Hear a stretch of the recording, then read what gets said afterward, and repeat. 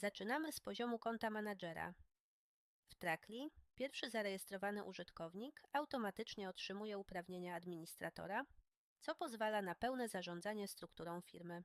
W zakładce Dostęp zespołu sprawdzisz status swojej ekipy. Jak widzisz, na planie Basic osiągnęliśmy limit. Aby dodać kogoś nowego, musimy zwiększyć zasoby. Klikam Ulepsz plan.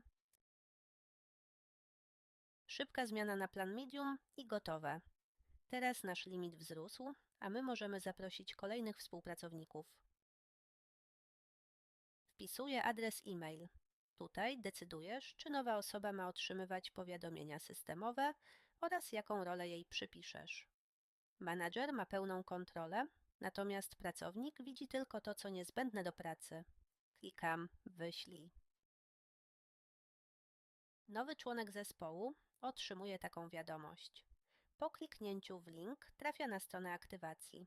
Zauważ, że adres e-mail jest już uzupełniony.